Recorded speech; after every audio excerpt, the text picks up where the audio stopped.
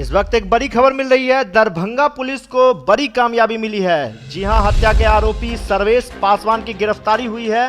इसकी जानकारी फेकला ओपी ने दी है।